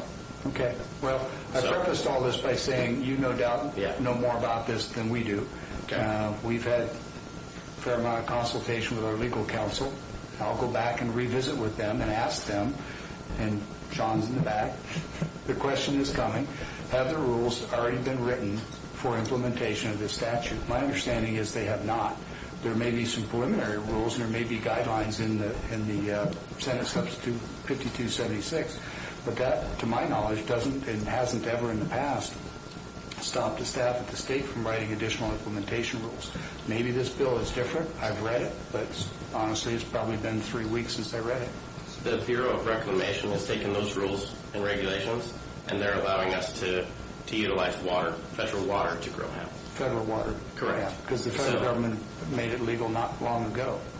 Correct. But all those rules and regulations still aren't 100% in place, of course, because the USDA hasn't come out with their stuff. Okay. As of this point in time... Well, it sounds like we're saying the same thing, which is not all the rules are in place. But everybody else is moving forward knowing that those rules are going to be there within the next month or two from USDA. Right. And to be clear, the 6-month moratorium is up to 6 months. If we get the rules next month, I anticipate this board will move pretty quickly on our own local implementation. The only problem with that is I'm $2.3 million in to this season, and if I can't plant next month by the 1st of June, I'm out $2.3 million. Timing is never the issue. If I'm out $2.3 million, that puts my whole farm out. Right. I'm done. So your message is loud and clear. You need us to decide this as quickly as possible. Mm-hmm. And the board, I think, said at the last meeting that we're committed to doing that, but not until we see the rules from the state. I'm not going to speak for the other board members, but I'm I'm not going to be willing to sign off on Franklin County implementation rules and guidelines until I've seen what the state rules are. I don't think that's productive. And I get what you're saying. You're a farmer and a businessman, and you've taken a calculated risk. You've got experience from growing it in Oregon, and you're trying to get a head start on the program up here, and I commend you for all that. I just want to come home. I'm tired of driving to Oregon and giving Oregon my business. I would much rather put the money in Franklin County's pocket for the taxes. As would we. So, I mean, and when we're looking at a processing facility and a twine making facility, that's hundreds of millions of dollars in revenue and more employment and everything else. Sure. I mean, the amount of people that I have to employ to make this work is over $1,000 an acre just in hand labor for the season. So I bring in a bunch of money to more people. It's a big benefit for everybody. Matthew, how many acres are being raised in Oregon? This year, as of today, from what they've processed, they still have a whole bunch of applications to process. There are 31,643. They're expecting to be over 70,000 acres this year. Have they had any litigation problems in Oregon for him? No. Everybody treats it essentially like a corn and seed corn contract. In the Capital Press, at the bottom of the paper, it says perfect storm brewing in farm country, and it's about how many farmers are running in the red because of low commodity prices. And we know that we either adapt or we go under. Yes. And this is an avenue that we could adapt and survive. I don't see a problem. There is good money in it. I'm not going to tell you, you've seen in Capital Press where people come out and they say, yeah, I made $105,000 an acre. I'm going to wave my hand up in the air and say that's a bunch of BS. I haven't seen that yet. I haven't seen $50,000 an acre. The avenue to be there at $15,000 to $25,000 an acre for net profit, it is there right now. Is that going to change over the next couple of years? Absolutely. But if we fall behind and we don't get in this year, we're done. What's the latest date that you could plant to make this year's crop? June 10th. June 10th. Yeah. If I don't make June 10th, then I'm out $2.3 million. I have nowhere to go, and I don't have anything that I can plant to make up the money just to cover my land rents. Not to mention, what am I going to do with the 450,000 starts that I have sitting in a greenhouse that are waiting to come to me? I have nowhere to move them. So I'm out all that money on top of that. So you clearly have more expertise in this than I do. Let me just ask, are there pollination issues with marijuana? No, I have not seen them. There is so many people growing hemp right next to marijuana grows in Bend, Oregon. It's ridiculous. They haven't seen a single problem with it. The two are essentially the same thing, but they are different. You can plant a sweet corn field directly next to field corn. Same crop, different genetic. Right. So you're not going to cross-pollinate. It essentially works out the exact same way. So what little I've read on it talks about if you cross-pollinate hemp across marijuana, that it sterilizes the marijuana. I have not seen that happen yet. Have you heard that or read that? I've heard that and I've read it. I haven't actually seen it. And I've seen lots of grows side by side. Mm-hmm. In your opinion, since at this point you're about ready to just say you're the expert in the room,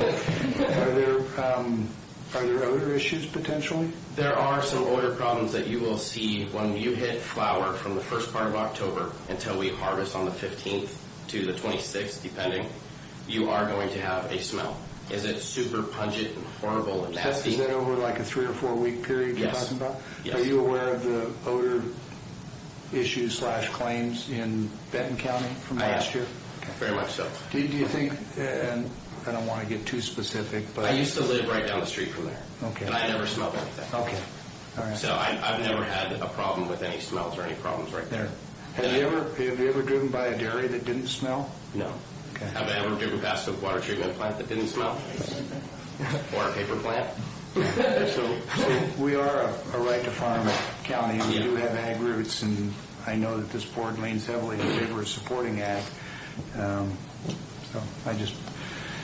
There's a lot of processes that we do that have some collateral impacts, but they also have huge collateral benefits. So. Matthew, one more question. Your land that you're potentially going to farm in hemp, It's nowhere close to the borders of any other county. No, it is not. It's smack in the middle. And It's not close to the urban growth boundary? No, it is not. I don't believe so. I don't know where exactly it's at, but I know you're out in our neck of the woods. Yeah. I am curious as to what surrounding counties have legalized the growing of marijuana. Grant County, who surrounds us here, Walla Walla, do any of those? Well, Benton does. Benton or Adams. I don't know. Correct. Yeah, Walla Walla, I think, does too. I think Walla Walla, Adams. We got a river separating us there, so I mean, I I'm don't. so far away from Benton County and Adams County that, I mean, yeah. If that were to happen, it would be because somebody grabbed something and drove it the 60 miles to get there. So, And have you heard or read anything about pollinization issues in transport after harvest? no, because the plant's dead. Right. So, and what I'm doing is I'm growing feminized plants anyway, so there's no male plants or seed or pollen that I want in that crop. Okay. If I am growing for grain, then it's taken off and it's harvested just like wheat. So we run it through the combine. Okay. I'm just trying to get educated Yeah, because absolutely. the last thing I want to do is have us develop an industry here and then you can't transport cross state because other counties put prohibitions on moving the product through their marijuana counties to get to the port of Seattle or wherever you're shipping the product. Correct. But with the other thing to think about is with this being federally legalized, the marijuana grows they just won't have a leg to stand on when it comes to that. Unless, for some reason, marijuana gets federally legalized, which I don't foresee happening in the future anytime soon. It very well may, but what leg would they have to stand on a regular crop that is now just a standardized crop once the Farm Bill does, everything gets implemented immediately from that? Then, I mean, there really is no leg to stand on for that. You know, when you really look at it from that kind of spectrum, there is nowhere for them to go. I suppose it depends on whether you're in federal court or state court. Since it's legal in the state, marijuana is. Correct. So people would be engaged in a legal license program of growing marijuana. So I could see a civil suit between two, if in fact the cross-pollinization, sterilization thing that we hear about is actually true. I don't know if it is or not. But then you'd end up running into the same thing that we see with seed corn contracts and regular corn and field corn. Yeah. So, I mean, all if they're this both is... legal crops, I get your point. Yeah, I mean, when it falls into that, it's people being good neighbors. If they're not good neighbors, well, then somebody loses a crop, and that's, for lack of a better way to put it. Can I ask a hypothetical question? Absolutely. If the county were to adopt a preliminary or provisional set of rules with the understanding that should we find that they conflict or run afoul of state rules when they come out, that they would then be adjusted as necessary to comply in the discretion of this board, would that ease your situation potentially? Yeah, as long as I can get stuff on the ground to get moving. Okay, I don't know if we can do that. I'm just, the whole purpose of this kind of dialogue and public comment is to combine our insights and see if we can come up with solutions. So that's one I'll follow up on. I would be more than happy to work with you. I've never heard of that being done. Yeah. Most counties are risk averse and won't even consider that. But And I would be, obviously I have quite a bit of knowledge on this stuff, both growing it and what it does and the genetics and we can't where afford it comes consultants. from. I would be more than happy to come in and help you guys with that. So I've spent enough time in this and dealing with Oregon law and Colorado law. I mean, Colorado's going to be over 50,000 acres this year. Well, I've talked to a couple of other hemp growers in the last 10 days or so, and I'm hearing a lot of the same passion. Yeah. I think it's a huge opportunity. Absolutely. It's jobs, it's industry, it's... Correct. I'm working right now with investors to open up our own processing facility. I'd like to put it here in Franklin County for the growers. You're not that do going to that. need to deal with any gray water, are you? No, absolutely not. And then I'd also like to open up a twine making facility here, like I'd already stated. So, I mean, that's altogether, that's probably about $1 billion a year business. And what I'd like to add to that is that it'll create more diversity to our crops, takes more pressure off of the other crops so that it just takes acreage and puts it into hemp instead of alfalfa or timothy, and everything will rise then. All the crops will have the potential to get more income, and that's what we need with the farmers looking and running in the red. It gives us an additional high-end rent. So with the spuds and the onions and the carrots, Those are higher end rents, but you can only do those so often. So it gives us something else to throw in there to be able to break up that routine and people can still make money instead of being at a lower end rent. And utilize less water, less power, and everything else. So with leaving nothing in the field, it all has to be grown organically. So you can't put any herbicides or pesticides or anything like that on it. So there's no concerns there as well. So it helps out drastically with everything. Plus it helps clean the soil. So they've been using it in Canada for years to revitalize soil, to clean it up after being Canada's doing it? Man, you had it right up until that was Seabird. That's an inside joke. My mother's family is from Canada, and they may listen to this someday. So. But yeah, if you guys would like help with anything on this, I would be more than happy to volunteer my time and come in to help you guys with any rules or regulations that you need. To leave their name and phone number with Karen before you leave. Absolutely. Okay, thanks. Thank you. Full name, address. Date of birth, social security. Yeah. Eddie?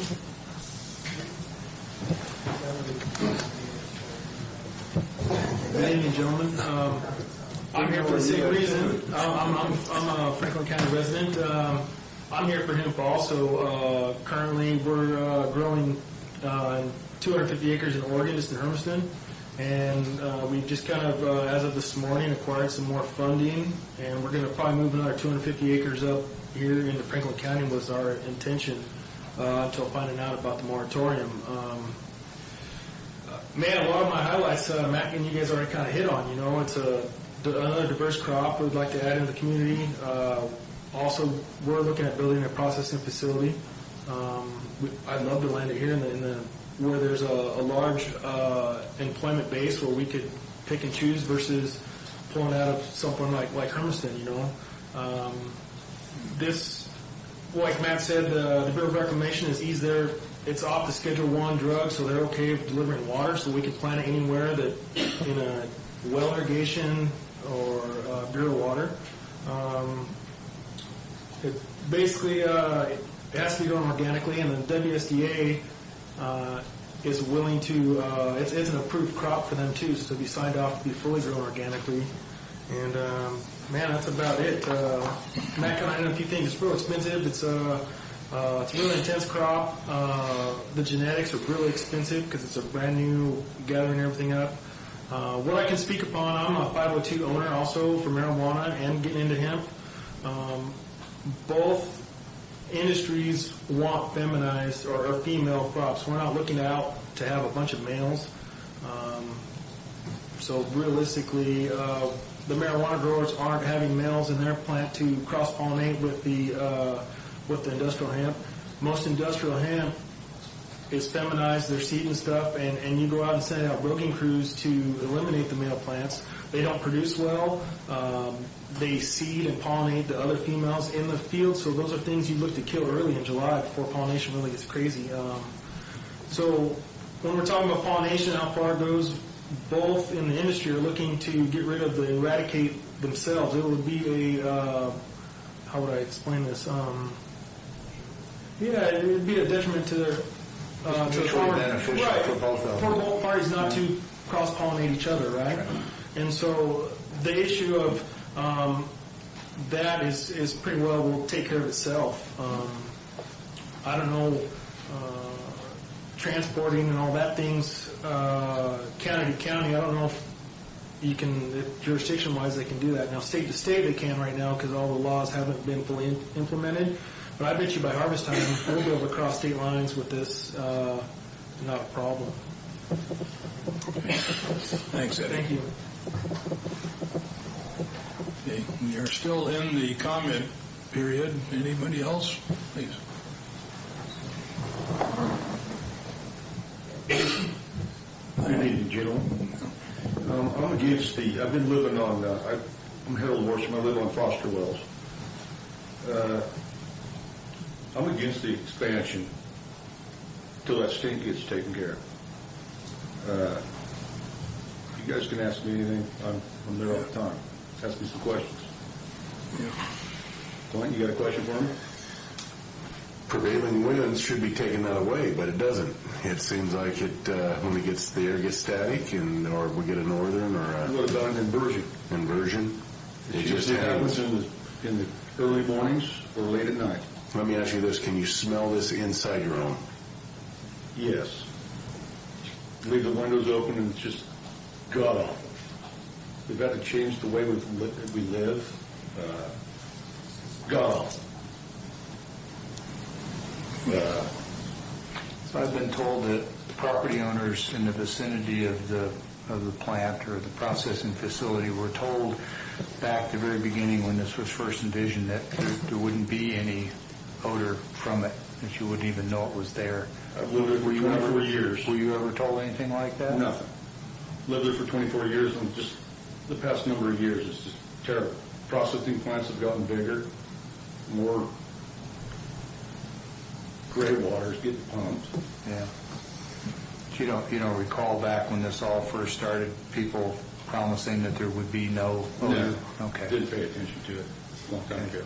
Now you had a pipeline that you farmed over top of that was springing leaks. Have they There was replaced that? Bybee had a pipe pumping from Bybee to the reuse facility. It broke. It was 3 days later that we found it. Crop died. It didn't grow back for a year. High nitrogen rate. It was terrible. Yeah. Did you get compensated? Nope. No compensation. It was steel pipe. Did they put plastic in the ground? It was plastic? Plastic. That acid ate plastic up? They laid it on rocks, which then crushed. The vibration. Yeah. It leaks everywhere. State ground, it leaks. What PSI pipe was that? 100? 80? Yeah. Not heavy enough. It's not high pressure. No. And it's got to get taken care of. Expanding the reuse facility before taking care of the stink, it don't work. Had a beard sneakers about 3 weeks ago. The stink was there. Went back home and it was just terrible. It was inversion. Let's bring it back into town. My neighbors are tired of it. I'm tired of it. And all this lip service from the city, it ain't working.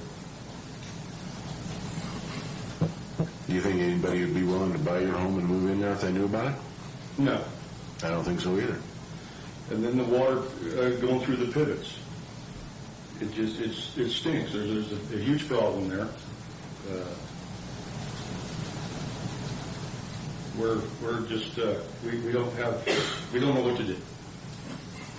We go talk to the city, 3 or 4 different meetings, and it's like again they say we need to expand to take care of the problem. Sounds like they. You stated that you've been living there for 24 years. 24 years. How long has that pond been in existence? Man, I'm not sure. It's 20 years plus. 25? And you remember this smell ever since you moved there? No. It's only when they expanded. It's a lack of management. They didn't clean the sediment out. It's one of a kind facility. Yeah. Sounds like it was a management problem that just accelerated. Well, you heard what they said tonight, that they're going to get on the cleanup That's what first. they've been telling us for like 2 or 3 years, and nothing's happened. Nothing. It's like, I can tell you guys stories that other people have. About how many years ago did the aroma issue start? Just roughly, is it? 18 years ago. Oh, okay. So it's most of the time. And it's gradually gotten worse and worse and worse. Yeah. You guys have all smelled lamb Weston, correct? No, yeah. That smells like flowers. Yeah. Guess that's all I got to say. Thank you. Well said. Still a comment period? Okay, seeing nothing else, we'll move on to approval of payroll rosters and warrant registers. Okay. Well, Mr. Chairman, we've got 4 of them tonight, which is about twice as many as we normally do. Like somebody timed it so the taxpayers could see just how much it costs to run this county. Hold on to your shoes, Rocky.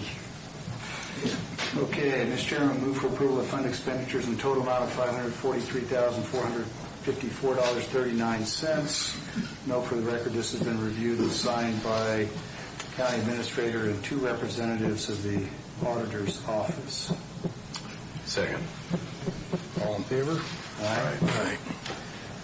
Next, we have salary clearing payroll, emergency management payroll. Move for approval is presented in a total amount of $754,070.84. Note that this one has been reviewed and signed by 2 representatives of the Auditor's Office. Second. All in favor? Aye. Aye. Third of 4. This is County Roads and Motor Vehicles. Move for approval as presented. Total amount of $168,437.44. And again, for the record, this has been reviewed and signed by 2 representatives from the Auditor's Office. Second. All in favor? Aye. Aye. Fourth and final, County Road and Motor Vehicle payroll in the total amount of $122,122.04. And this, too, has been reviewed and signed by 2 representatives of the Auditor's Office. Second.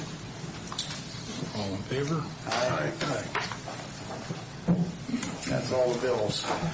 Okay, consent agenda. We eliminated item number 1, resolution 1. We just have one other resolution. Mr. Chairman, move for approval of the consent agenda as presented, absent item 1, which staff has pulled for further consideration at a future date. Second. Okay. Discussion? No comments, no questions? No. All in favor? Aye. Aye. All right.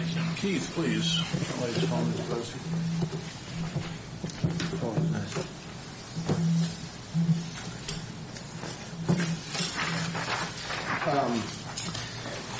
Just one item.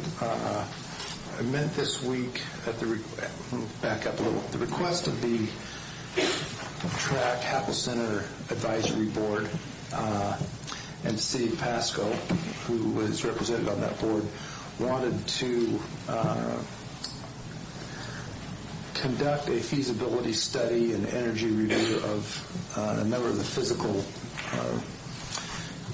facilities out at the Happel Center, air conditioning, heating units, ice making equipment in the hockey arena, a number of other things like lighting, parking lot lights, things that we would expect to have to reinvest funds in the near future for capital improvements at the facility. And in order to do that, requesting information from a consulting firm to do an energy audit or review of what we're currently spending on utilities and what it would take to have energy improvements in that facility as we look to replace some of those older pieces of equipment that we know sooner or later are going to have to be replaced. And we had a discussion, Tom French and I did, with a company called McKinstry. You may or may not be familiar with them. I'm marginally familiar with them, but they are offering to do that, perform that service and then provide some information that the board and the advisory board would then have a better idea of what we're really dealing with, what our limitations are, what our expected useful life of those remaining assets are, how long it would take, or what we'd expect to have to replace those, how soon, some of those kinds of things. I think this is probably a good idea. Whether McKinstry is the right firm necessarily to do it, or if we need to solicit proposals from other firms, I guess is a question we can address. But really, this is kind of good information and consensus support to move forward with conducting this kind of a review. It's a little beyond the expertise of our own internal staff to put the kinds of monitoring equipment on to test and determine what our utilization rates are right now and what we would expect them to be going forward. So we think this would be helpful information to us to then move to capital plan to make improvements or remodification or replacement of some of those. A number of years ago, McKinstry came out and did this study. I don't remember. Has it been since you've been here, Brad, or was it prior to that?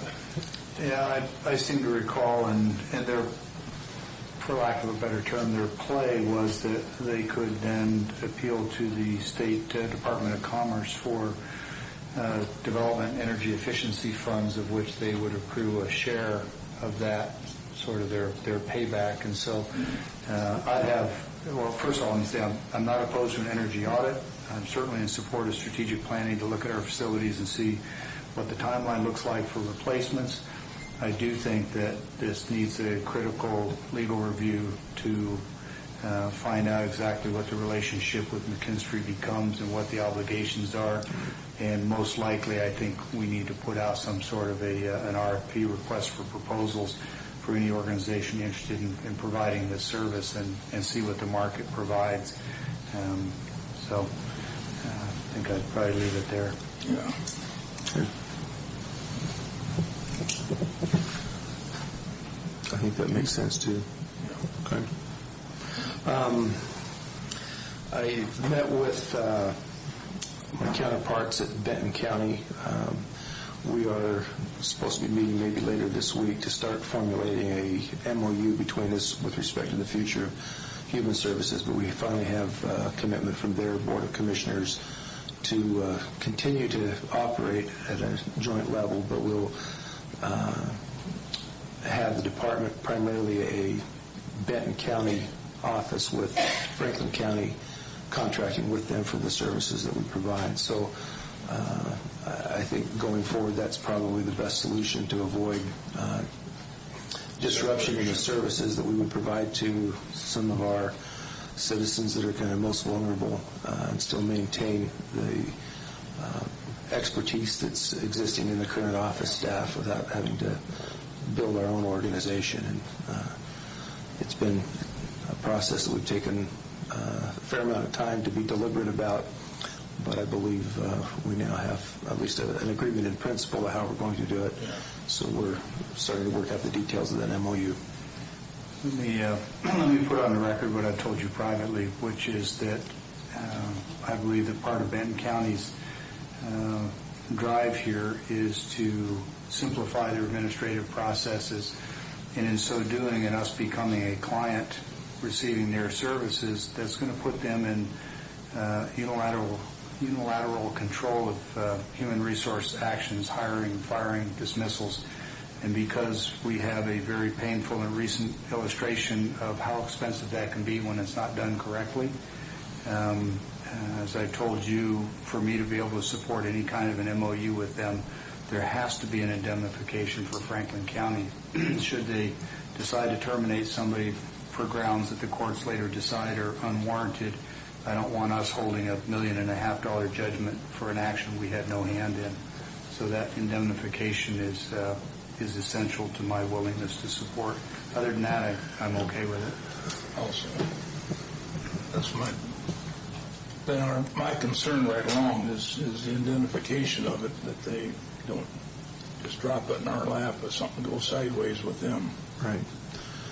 And in all of my conversations, I don't believe that's going to be a hurdle that we in the process. I think that's their intent. That's all I had for tonight, sir. I don't believe we're set up for an executive session. No, not tonight. We have one more public comment period. We have 2 hands up. All right. Actually, I had one more thought, and I didn't think to share it because I was shocked about what I was saying last time. I just wanted to take a moment to thank the County Commission for holding an evening meeting. I believe it is a show of good faith, and it is one of the most positive ways to answer criticisms that our county unfairly often receives. And as for Benton County, one wishes we could be ever so lordly and powerful as Benton County. One wonders how they find the time to deal with us humble farmers on much of anything. You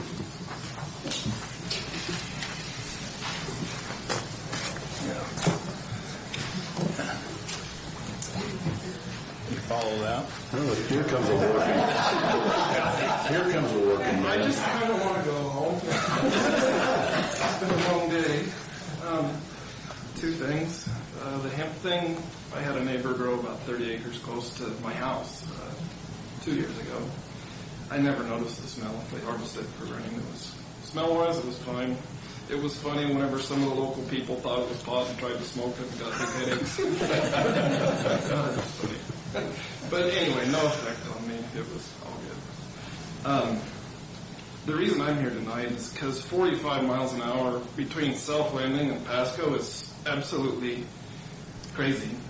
I understand the interest was for public safety. I volunteered as an EMT in our county, I think for 7 years. In the North County and in the Fire District 3, which covers that area, I think I've been with them for 3 or 4 years as well. Something like that. I don't know the statistics. I'm a humble servant, just volunteer, but I can tell you the increase that I've noticed for accidents in that particular section of the road has only been since the shutdown on Taylor Flats Road. Because the bridge is taking 3 months, roughly, to complete, which is a major artery of our county. It's substantial. It's had a lot of impact on traffic. Actually, in the medical field, there was a major impact 2 or 3 days ago. We had a ALS rendezvous, which is paramedics. We're just not paramedics in the county. We're just volunteers, EMTs. Paramedics come out of Pasco usually to help us. The paramedics that took a critical patient back to Pasco did not understand the detour around the bridge. We met just to the north of the detour.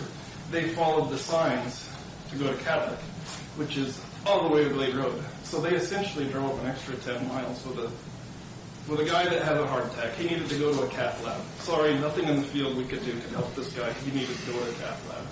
He lived at the cath lab. After that, I hope he's good. But the extra 10 miles mattered. So anyway, that was a big deal. Anyway, the extra traffic, I believe, has been a problem. Yeah, there's been a few more wrecks on that section of road. Nothing like what we see on the freeway. The freeway is the high accident rate, which causes injury accidents, where we see critical patients. At least in my experience, I go to so many wrecks on the freeway, it's not even funny. On Taylor Flats Road, there's a big intersection. As soon as your bridge is fixed, there's no change at South Landing and Taylor Flats. We all know in the county that's a very dangerous intersection. There's been a lot of people that have been killed there. Maybe a turn lane or something there would be really good, but to take Glade Road from before South Landing and go all the way to the airport is roughly another 4 miles, maybe a little more. At an extra 10 miles an hour, it doesn't seem like a lot, but it's roughly a minute and a half when you calculate it out. Every trip to town is another 3 minutes. I make it like, 10 to 20 times a month. That adds up to an hour pretty fast. I'm one person. And I don't really see the benefit of that being slow. I mean, even Jordan and I came into town tonight, extra couple minutes or whatever, there was nobody on the road this time of day. It's just like you're driving along on this big empty road at 45 for no reason. Whenever you live it, when you drive it back and forth every day, it just seems like, man, this is stupid. And I'm not alone, because in the county, everybody I talk to is wondering, well, everybody's perception is that it's a speed trap for the sheriff's office to make money. I know better than that. I understand. I mean, I work with the sheriff's department all the time. They're good people. I know that's not the goal. But it would be hard for me to fathom, once Taylor Flats repairs are complete, why leave that reduced limit for like 4 miles in place? That's my comment.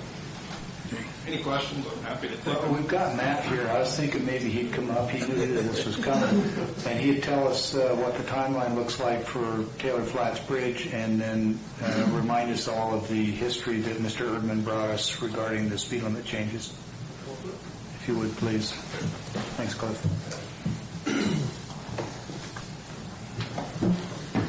Good evening, Matt. How are you doing? Thank you, Commissioners.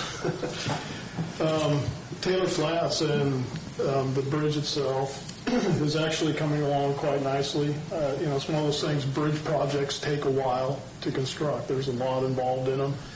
There's no way around it, so we either choose to rebuild bridges. This is going to be a 40-foot wide bridge as opposed to the 28-foot wide bridge that existed there before. So it allows us to meet the demands from the agricultural community out there. So it needed to happen. It was a functionally obsolete bridge. It needed to happen. Anytime you close a road like Taylor Flats, Glade North, at any location is an issue, and it's just one of those unavoidable things for us as we continue to try to move forward in bringing our road system to a more usable and safer system. That being said, the Taylor Flats project, like I said, is moving forward nicely. Right now, we're putting down the waterproof membrane that goes on top of the bridge. We hope to have, weather permitting, the asphalt going down before the end of this week. And that leaves us with approximately 1 week is what was scheduled by the contractor to put in the rail system. So before we can open the road, guardrail has to go up on the bridge itself, as well as the approach rail that provides protection from individuals going into the canal. So that's where we're at. As far as Glade North, kind of moving on to that. So Matt, that adds up to June 15th. This week and next week? I don't know, I'm just throwing out a date. No. We asked you for a date and you're going around the barn, so. I'm trying to say. What's your best estimate of the date? 2 weeks. 2 weeks. Is our best estimate. Okay. Paving and not 2 weeks from today. Remember that movie, The Money Pit? Yeah. Every time they ask the contractor, it'd say 2 weeks. Yeah. I'm not trying to bug you. I know how hard it is to put your finger on it because it depends on weather, it depends on the contract, it depends on performance, unforeseen problems. Yeah. But your best professional estimate right now is 2 weeks, 3 at the outside? 3, to me, 3 at the outside, and that would be based on adverse weather conditions that would prohibit the necessary work. Yeah. Okay. So, can we move on to Glade? Hey, you answered the question. Thank you. Yeah, it's one of those things. We're very sympathetic, in many ways empathetic to the way, I drive on the same roads that you all drive on, and then some. We drive around the Tri-Cities, drive on state highways, and for construction to occur, roads have to be closed. It's just the reality, the nature of our business. It's unfortunate. We would like to be able to not have to close roads, but it's just no way to do it. You can't reconstruct a road, rebuild a bridge without closing roads. And so what we try to do is minimize those impacts. The consultant that actually did the road originally gave the contractor, as they were going through their scheduling, estimated at 120 working days. We went through their estimate and we redid it. And based on curing times of concrete and all that, we came up with 90 days. And the contractor is well within the contractual requirements that the Board of County Commissioners signed when they went into a contractual arrangement with the contractor. So was that 90 or 120? 90. That's what the contract actually allowed. It was 90 working days, and working days are well defined in the contract. Contrary to popular belief, I do not have the authority to sign any contracts in Franklin County. So what we do is we bring forth these contracts with the best engineering information possible and make recommendations to the board, and that information is existent in the contracts that they review and ultimately approve. So I know we've been taking a beating. I can take it. That's what I'm here for. But all I can say is it's just, unfortunately, a necessary evil. And there really is no good time to close any road anywhere. So what we try to do is minimize those impacts. And it would have been 90 days regardless of when we put out the contract. It's speed limits? The speed limit, we take a holistic approach, so it's not just based on accident history, it's based on zoning, it's based on different alignments, whether they be vertical, whether they be horizontal alignments. And speed limits are in many ways based on that, and it is about public safety. First and foremost, that's what we look at from our standpoint. So we take a very holistic approach when we look at them, and then we bring all that data together.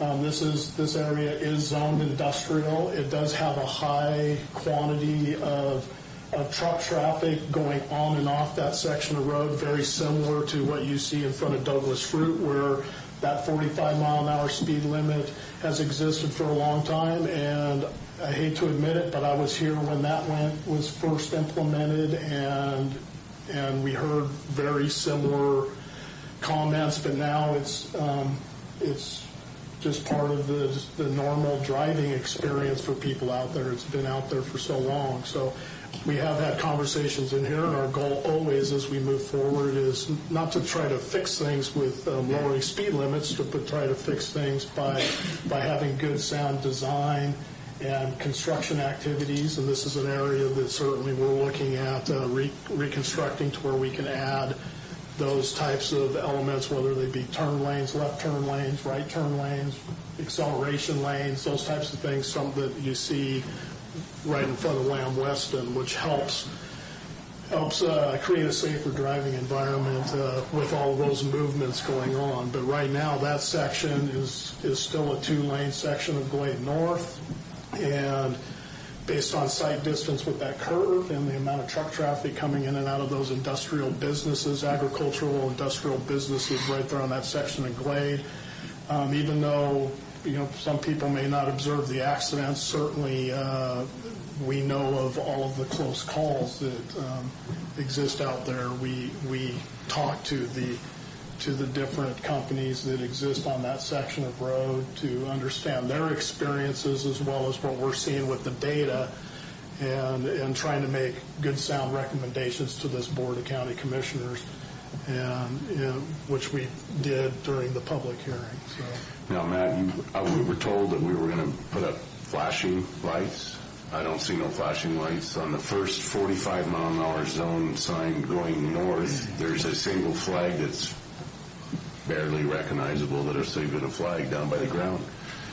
I'm hearing people saying that they don't realize they're even in a 45 and we've been told that the sheriff's pulling people over. And I'm sure he's giving warnings, but we talked in here extensively about some apparatus to make sure people recognize the speed zone difference. What we've done out there with the flags is considered to be pretty much a common practice. It's a general practice with all agencies, with all transportation agencies throughout the United States as far as flagging up changes, and then of course posting traffic revisions ahead. As far as putting up flashing lights, those are pretty major projects. Even if we look at solar, those are fairly expensive.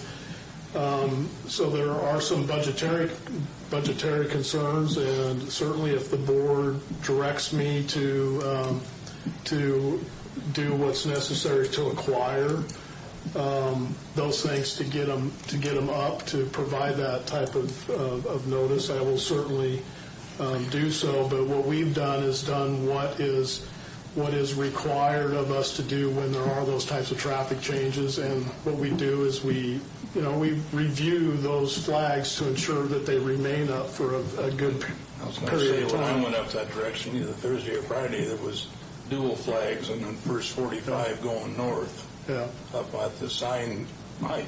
The second 45 has the dual flags. The first one only has one at the bottom. Yeah. Now, I've also talked to you about that being an all-weather road, clear to self-landing. Now, you sent me an email on the prioritizing the projects that you want to complete. I didn't get a chance to go through that yet. Where is that on the list as far as putting in the turn lanes on that all-weather road till self-landing to get the 55 back up, just like we have at Lamb Weston? Yeah, that's based on a recent discussion. What I provided you was a copy of the 6-year transportation improvement program that was approved by the board in 2018 for 2019 to 2024. Right now, we're getting into the new submittal period and getting ready to prepare the new 6-year transportation improvement program for the county. But that hasn't stopped us from looking and trying to find available funding that would be out there, whether that be safety funding or other funding, to try to expedite that process. But certainly it's something that we're going to look at getting into the STIP. Where it ends up, usually the first 3 years is what's considered to be fiscally constrained, which means we have a good idea that it's going to be funded within that 3-year period. So whether it ends up in the first 3 years or the 4 to 6 years, I'm not sure. It really is dependent on just available funding, whether that be local funds, and or a combination of federal or state funds. But so Matt, is that turn lane in the current STIP or the current No, TIP? it wasn't. Okay. And we do an annual update, so the next one would be 20 through 25. Correct. Inclusive. And so that would be the first opportunity to add that in. Yeah, into the STIP. I mean, certainly we can through an amendment process add things into the STIP, but we haven't done that because we haven't yet been able to identify legitimate funding sources. Right. Do we have enough accident history there to get money out of the state for it? I don't think we do, based on memory. Okay. And just real quickly, when we're setting speed limits, you're talking about site distances, industrial development, number of approaches, laterals, all those things. That's not locally derived. That all comes from the State Highway Safety Code, which compliance with that really is a necessity or a precursor to us getting money out of the state for our highway projects. Am I correct in that? In other words, if we're setting our speed limits and our road designs and they're not consistent with state guidelines, do we jeopardize funding with the state? And if not, then the question is, what was driving the 45?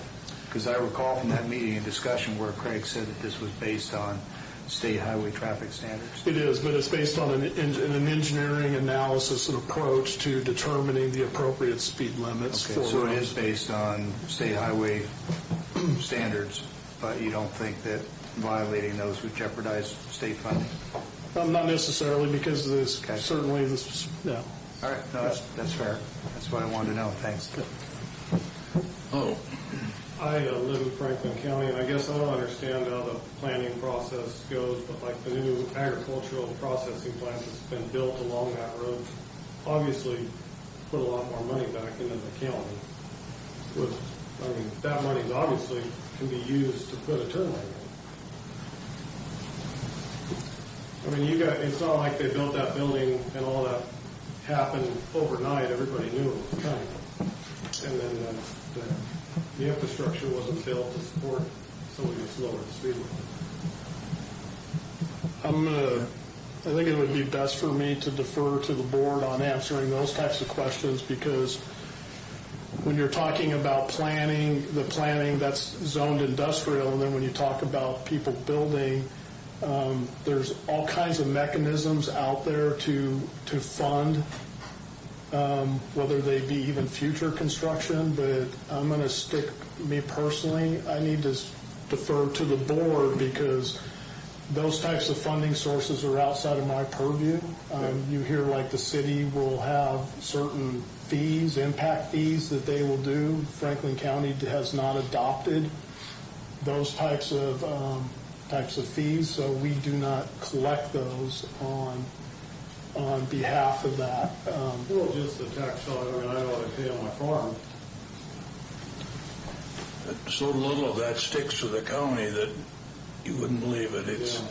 And that new business you're talking about, the only thing the county is going to get out of that is permit fees and inspection fees, which barely cover the cost of the inspections. So there isn't any great revenue source there by somebody building a building. Okay. Well, I guess to slow it down to 45 miles an hour, and that's been zoned commercial for who knows how long, or industrial. It's 50% less on Western. We got some turn lanes. It's not that hard to lay down some gravel, pave the borrow pit, for a turn lane. Any idea what a turn lane will cost? there's a cost, and I will tell you that right now in the current budget for county roads, I know people might be surprised, but the way prices are, what we do is we look at a road, and I'm telling you, to construct 1 mile of road in this county to the proper standards is $500,000 to $1 million. Well, for a paved road from scratch is $1 million a mile. Last conversation we had. Yeah. Plus acquisition. So a turn lane would be the equivalent of new construction because you're essentially widening the road, but it's not going to be a mile long. What's it going to be, 1,000 feet total? It'd be difficult for me to answer that specifically because you look at... You're going to bring Craig next time. No, because you have to actually determine capacity within that turn lane. Sure. So there's a lot of things you look at. One of them is speed, one of them is ADT, average daily traffic, and you look at how many vehicles you would look to have actually queued in a turn lane. And when you're talking about the types of vehicles we are, that the length of that turn lane is really dependent upon that. Any of us who have pulled up in very short turn lanes and you're stuck out and know that bad design of turn lanes can create all kinds of issues. So. I went and did it now, didn't I, Cliff? No, I don't know if I'm allowed to come up again. I don't know the rules here. Of course you are. Okay, just a little common sense. Turn lane, sure, if that helps you get going again, but going to all the wrecks I've gone to, I haven't seen on that section myself where any of the wrecks have been caused by a truck slowing up or speeding down. It's just dangerous intersections, no different than the rest of the county. So, I mean, maybe the engineered study says that that's the problem, or it potentially is, but I haven't seen it firsthand. Well, what we do know is that curve out there, the way it was designed, and with the available right-of-way that the county has and people putting up fences, your ability to see far enough in the one direction is impeded, and for you to make the type of maneuvers necessary to get out into traffic, get up to speed before somebody behind you catches up to you, that's all engineering numbers that come directly out of the AASHTO guidelines. These are the Bible. If I go to court, which I have on behalf of the county, that's what everybody will pull out. The attorneys for the other side will pull out as the Bible, and so it gives us pretty good guidance on what we should do. What we do, though, and I need to set the record straight, what we do is we come to the board with recommendations in a public hearing, and the board makes those decisions. We don't make those decisions. We try to provide them with the best available information based on the engineering standards that are published out there for us to use, and ultimately through the public process, the board makes those decisions. Our job on behalf of the board is to make sure that we're providing them with accurate, the best information, and we do. We do not come in here and try to make things happen the way we want them to happen. We're trying to do things that we believe provides the safest and most efficient transportation system out there for all people who live in Franklin County and drive through Franklin County. So just one last comment, and I'll leave you to it. If the county's going to spend money on a turn lane, I would highly suggest self-landing in Taylor Flats, because we all know that's where the real wrecks happen, at least the significant injury wrecks. I'm not just talking about property damage, I'm talking about we kill somebody. Yeah. And I go to those a lot. And the good news is the ones on the freeway, it sounds like we're going to get some turn lanes, is what I hear from the deal. So that's really good news. But I mean, as far as the section that you guys have slowed down for 4 miles, I mean, it's a long way it's 4 miles of just driving 45 to town. I'm sorry, in my experience, I just don't see it. I mean, I understand engineering says that, but in reality, I just don't see it. Anyway, that's it. And I don't want to come off as sounding argumentative,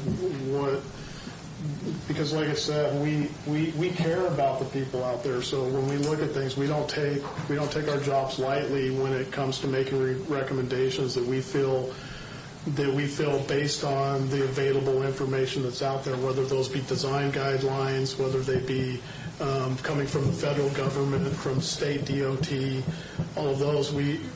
We don't take it lightly. We we try to make good, sound recommendations to this Board of County Commissioners so that they can make the best decisions possible.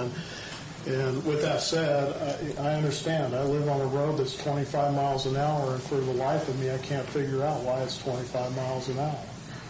I mean, it's a rural road, and I have to drive 25 miles an hour on it, and it drives me crazy. So doesn't the sign shop work for you? Not this sign shop. Not this sign shop. So I understand the frustration, and like I said, I don't mean to patronize people by saying I empathize with you, but I do sympathize in many respects. What we do is a very visible and inconvenient thing at times, and for that I absolutely apologize for, but unfortunately the type of work we do is a necessary evil. Any other public comment? Commissioners? I'd just like to say thank you for everybody showing up for the nightly meeting. I think this is something that we long overdue quarterly, and when we get to budget time, I'd really like to see you all in here. Thank you. So I've said in previous meetings that I love being here so much, I don't care when you meet, Saturday, Sunday, weekdays, days, nights, whatever. Make the meetings longer. I'm good. But having said that, how many of you who are here tonight would not have been here if this had been a day meeting? Now, Mr. McMullen, you got to put your hand down because you've been to a lot of day meetings. It's water time. Oh, okay. All right. Well, I was just curious because I've thought that evening meetings were attractive too, but there's always been an argument that having overtime staff to run the security monitors and all that was going to cost a bunch of extra money, and our new sheriff apparently figured out a way to do that without a budget increase, so that's a big part of what made this possible. So he's not here, but I want to at least acknowledge that he helped make this possible. And if we want to do more evening meetings, or like I said, weekends, whatever, I'm good. Thanks for being here. If there is nothing else for the good of the board, we are adjourned. Thank you all. Thanks, man.